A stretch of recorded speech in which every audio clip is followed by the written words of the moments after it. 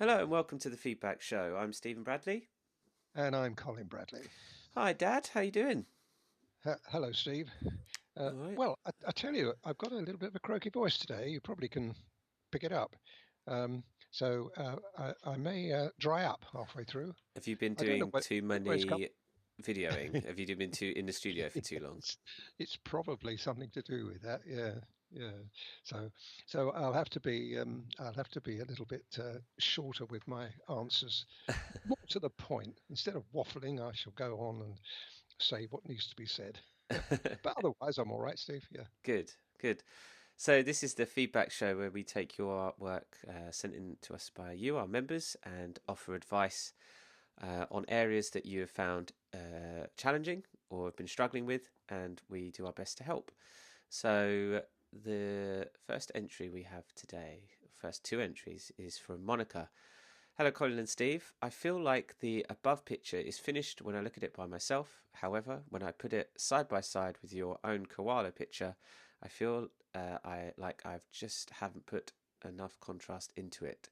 Should I attempt to work more layers and add more darkness to my picture, or do you think that it looks finished enough as it is? Should we start there? Yeah. What I would do, certainly if it was my picture, I would look at have my reference picture alongside me, my own, or your own in this case, and I would add a little more strength to it if you feel brave enough. Um, because the contrast is all there in this picture. That's what makes it what it is. The light and dark aspect. When you've got a black and white picture, you can't rely on colour so much. If you've got a colourful animal, then you can rely the colour to separate. But when you've got virtually what amounts to a black and white picture, you do need that contrast. So that's what I would do if you feel brave enough. But having said that, if you're happy with what you've got there, then I would leave it. you've got to Sometimes you've got to look at a picture and say, I know what I've done wrong or what I haven't done enough of, and next time I will make that adjustment. Hmm. So that's another way of looking at it, and sometimes that's a good way of looking at it. Hmm. Uh, and the Okay. other one, cool, you want to move to the other one Yeah, there? so she continues, when I follow your tutorials, I find that I can do such a wonderful job, but I worry about attempting to do stuff on my own because I don't seem to get enough layers on my own pictures, such as I do when following your instruction. I have attached the second picture I have ever done on my own, a black kitten, which I have already framed and given to a friend. I'm also sending a copy of the photo I took of the kitten that I used for reference for you to compare my work against. Any advice you can give would be very much appreciated. Right. Well, the kitten is done really well, and uh, one of the other problems we've got, and we're going to find this a bit later on in this show, um, when you have a photograph, and I suggest that probably is a photograph you've taken, certainly of the cat, it's got to be a photograph. You wouldn't have put a frame under a scan.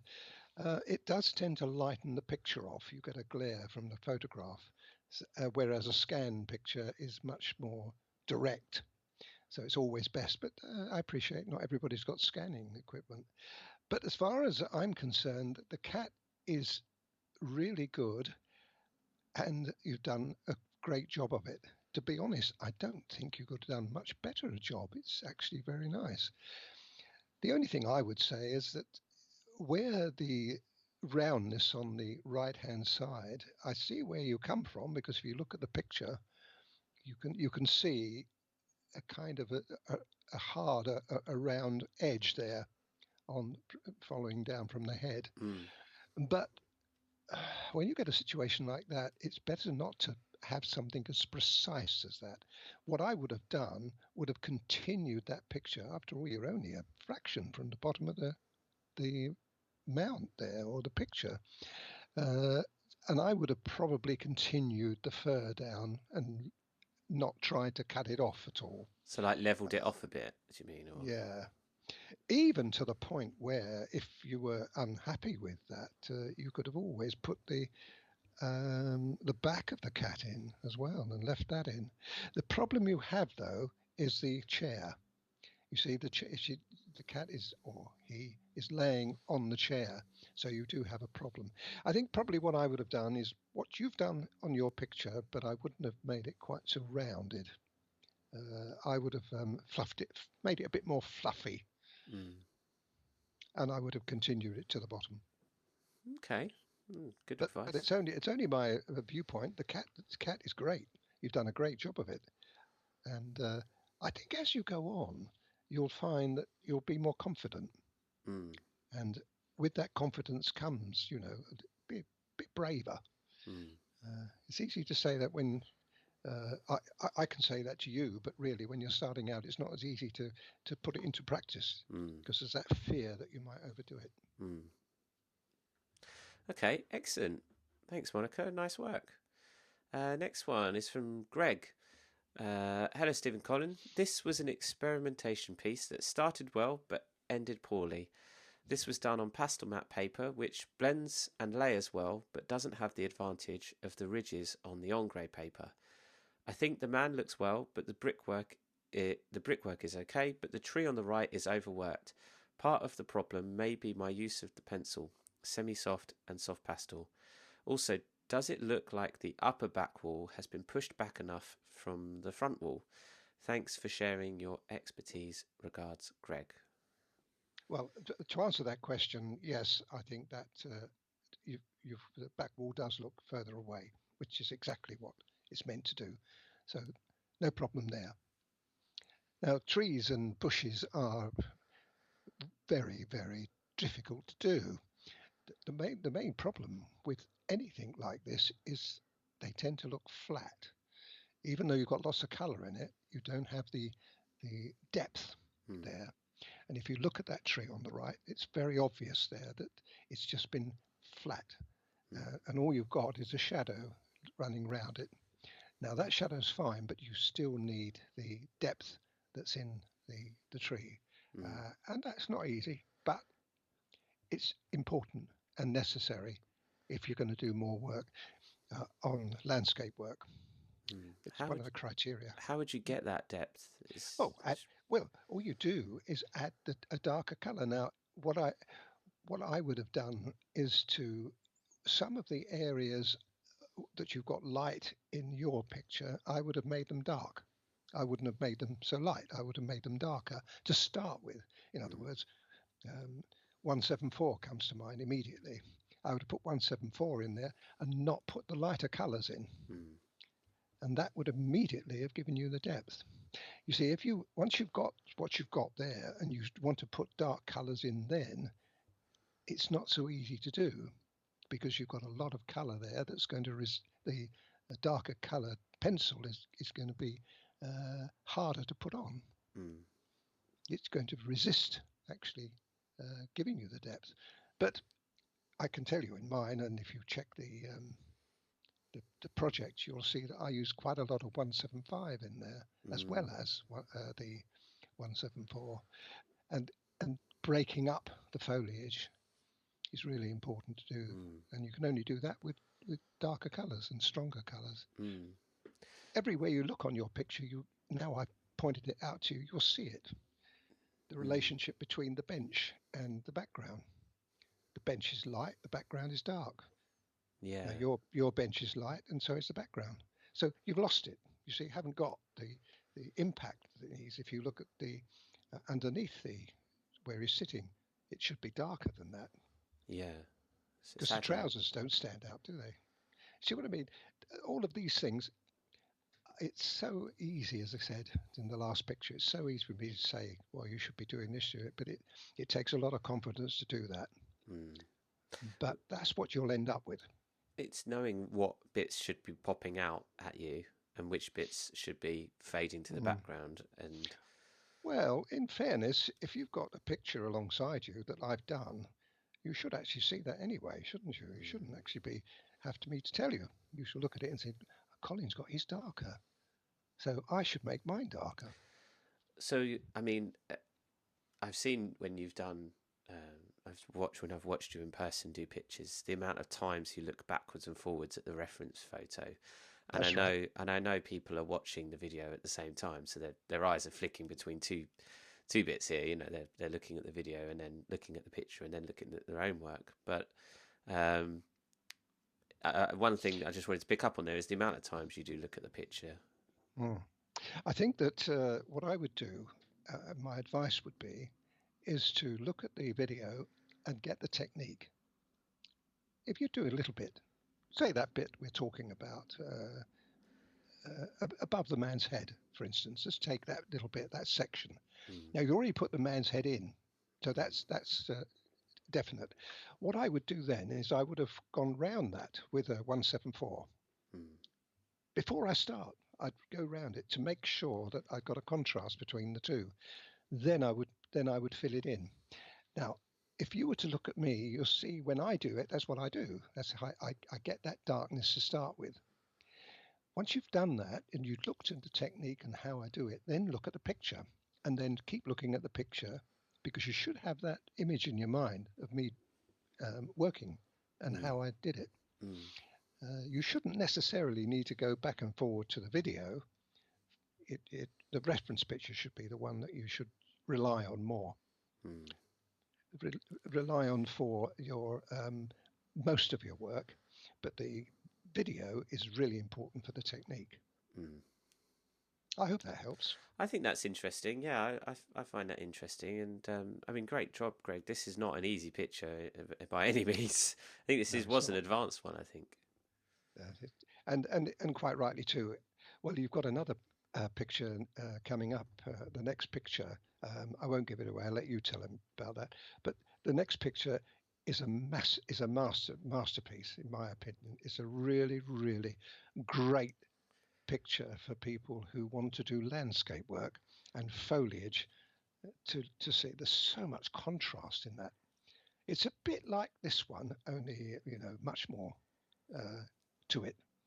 But I even though people look at it and think, oh, I can't do that, it's too hard, do it, because the watching me do it, looking at the reference picture and then doing it yourself, follow those rules that I've just given you, you'll be amazed at how much information you'll get from it. And I feel like the ombre paper really lends itself well, especially to this piece, because of the tooth, because of the texture, because of the brickwork and everything else. I think that's quite. I didn't want to bring that up, but I don't like pastel mat. People know that. I've said it so many times. It's not that, and I've seen some good work done on it. Don't get me wrong, but the ombre paper gives you that added advantage, really, of the tooth. I know people don't like it, but I love it. I can't do without it, I'm afraid. Yeah. I love my tooth. Excellent. Thanks, Greg. I hope that's helped. Next one is from Jill. Now, Jill originally sent me an email saying that she was halfway through the commission, but has since then finished. So I've included a finished picture here for us to see.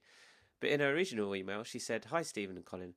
I'm halfway through this commission and wondered if the background would look okay with part grass where the horizon line is already and the rest sky. Or do you think it would look better giving the impression of the trees or just the big tree? Or would you go with just a neutral background?" So background advice on this one, Dad. What would you do? Yeah, well, what I would do, actually, it's quite easy.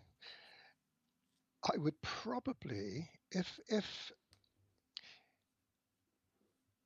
I wanted to put those trees in, now imagine the trees that are directly, and not the big tree on the right-hand side. Forget that. That doesn't exist. That's gone. Get rid of it, because that would really throw it out. And the path that runs across there, get rid of it. Right? We don't want that. But the out of focus grass is a good idea. But what I would do with that is I would lift the grass up a little bit further. The problem you have is it splits the horizon, you see. So if you were to follow that picture, you're splitting the horizon. Now, the other way of doing it is to actually do less grass. In other words, you see where the path is, the bottom line of the path. Well, just about there or just below that, you could have the grass. Then you could have the trees running from there onwards. You've got to be careful with this, though, because anything that you put in the background can detract from the animal itself. So if you were going to do it, you've got to do it exactly the same as you see there. and you Yeah. make up the other side. Um, so yes, it's possible to do it, but you'd have to use a foggy background, and they'd have to make that foggy. So if you wanted to do grass, then yes, do it by all means, and do the trees by all means. But it would have to have that same out of focus look. Mm. Otherwise, it will take the all away from the dog. Or the alternative is to do what you've done. I Yeah. probably would have made that a little darker, to be honest, just a touch. The Mm. background, just a touch. But that's neither here nor there. He's done a great job of it. Yeah. Oh, interesting. Cool. Yeah. I mean, it's when you start playing around with the lines, horizon lines, and then the trees and everything, you're starting to get into an area where you need a bit more confidence, aren't you? I agree with that. And when in doubt, don't do it. Yeah. That's my. uh, I mean, what I would do though. I mean, and Jill can still do this, not on that picture, but she's still got the reference picture. I would practice doing that grass and practice doing the trees, imagining that you've got the dog there. You don't have to have the dog there, Mm. and just seeing what you think. If it pull it off, if you can pull it off, you may regret not doing it.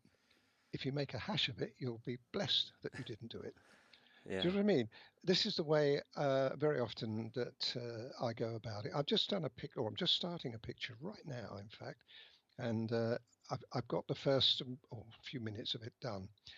And I had to think really carefully about this. Now, with all the experience that I've had, I had to really think and work it out. And I had to ordinarily it's a white animal, and I had to have two whites that linked together. The white of the ear and the white of the fur had, were the same. So I had to work out how I could make the ear stand away from the background because they were both whites. Ah, You see what I mean? yeah. Yeah. No, I'm sure everybody's going, blimey, how do you do that then? Well, I'm not going to tell you. You'll have to wait and see when it comes out. But what I'm trying to say, the point I'm trying to make is I practiced on spare paper before I started, just to see how I could actually work it out. Mm. So don't be frightened of doing that, folks. If you get a problem and you think I'm going to have a problem with this, and it's coming up. Well, I've only done a tiny little bit, just not even the top of the head finish yet, but it looks stunning. So I got it right, but I only got it right because I practiced it. Yeah. So Excellent. this so Mm. this is a good test and a very good bit of advice, I think. Mm. Awesome. Thanks, Jill. Hope that's helped for future. Last one for today is from Pam. Pam says, I am quite pleased with this, but I'm sure Colin could help me improve my painting. It looks like he has been to the hairdressers for his mane on the top of the head, and I'm not sure if I've been too detailed with the nose, mouth part, and the shading around the horse's lower jaw and face where compared to fogging out of the body. So, should we start with the mane? The main, yes. Well, yes. It's again, you see, lack of depth again, Steve, isn't it? A bit more contrast, a We've bit been more talking about. shading. That's right. Yeah, yeah. You've got to be brave. You've got to be really brave there and think, oh, this is white. What if I mess it up? Oh, I can see all the things going through your head. But it's got to be done. And you've got a lot of color on that, which means whatever Mm. you put on there, the grey that you put on there, the darker grey, I imagine, if it's 233, I think it probably was on that picture. Um, if you put that in, what you're as soon as you put it in, you go, oh, that's too dark. I'll have to uh, blend it in with my blender. And I think that's what you've done. However, what you should have done is put that in, seen that it's, a little bit darker, fine. Oh, well, how can I make other colors match it? So I'll put a bit of ochre in and I won't blend that either. And then I put it, and you build it up a little bit more. So, and then you look at it and think, oh, that looks all right now because you've got a contrast. Yeah. But as soon as you start putting dark colors in that, you'll see that, you'll think, oh, I've ruined it. I've got to blend it out. So it's not And just a that, case of going around with a mid grey to add it, you've got to add stronger ochres and without doubt. to build Uh, that contrast, blend it. well, think about it, Steve. You've got a lot of color on there. You've got the the whites, the ivories, the light greys, and some ochre. Now, all of those colours have made their mark, and they're on the paper. You can't get rid of them. They're there as a base. Then you put a mid-grey like 233. Now, if that was on an ordinary paper, it would be very, very strong. But because it's being cushioned by all those colours underneath, so it's not going to appear as strong as that. So this is where, as I said, a little bit of paper, a little bit of spare paper, and you can still do it. Just as I said to Jill, you could still do it. Get a bit of paper and have another go. Try to practice what I've just told you, and see how it goes. It doesn't matter, you see. If you mess it up, you mess it up. It doesn't matter. It's not the original picture. And what's interesting about this, your picture there on the right, is the impression of the body that you've got, but it's fogged out. And this is what she's talking about here. And this is all the same thing, isn't it? The shading. Well, the most important thing is the contrast. You see, the contrast, that's what makes the head. The head looks as though it's coming forward, doesn't it, on my picture? Now, on Pam's, it still does, but not as much. It tends to be lying back. Same, again, as the Greg's picture of the, was it Greg? Yeah, the man on the bench. The flowers, of the foliage. Same thing, exactly the same thing again. Without that contrast, you don't get that three-dimensional look. So it's something you've got to practice. Still, nonetheless, very good. But I don't agree. I think the detail is great on the mouth. Yeah. Excellent. That does stand forward, doesn't it? Yeah, that pops out for sure. So, but I think you've done a good job, though. Well done. It's good batch this week. Yes, excellent. Thanks everyone for your pictures. I hope people watching has found that useful, and obviously all the people that sent in work, I hope you found that useful. Of course, any member can send us their artwork, preferably scanned, as we've mentioned before, so that we can see a little bit more truer representation of the colours of the picture. If it's your own picture, then please send us your reference as well. And we'll be back in a couple of weeks with another feedback show. And we did a podcast last week, went down very well. And we've got another podcast coming next week. So keep an eye out for that. And the picture that Dad said that is a new landscape picture that's going up will be up in the next couple of days. So by the end of this week, people will be able to watch that landscape picture, which will be available for members and also available separately. So look out for that. Yes, it's a lovely picture. I love that. I really enjoyed doing that. It was also, if I've got a couple of minutes to talk about it, it was also a bit of a breakthrough because over the last 9 months now, because it was about 9 months ago I originally conceived that picture. I didn't do it then, but I conceived it. And I thought, wouldn't it be nice to work my, I usually work from light to dark. Well, that picture, I used a lot of light on top of dark.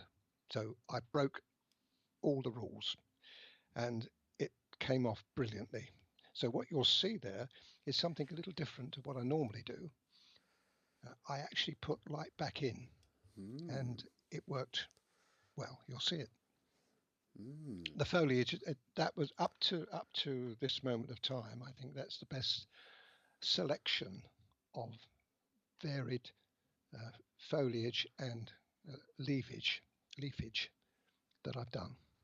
Wow. And a few cows flown in as well. That's intrigued people, I bet. Yeah, excellent. Well, keep an eye out on our website, our Facebook page. We'll have a couple of clips coming to this, our YouTube channel, and also Facebook if you're watching on Facebook. So we'll take a couple of clips out of that. If you're not a member and you don't enroll in the course, then you can still see some of what is included.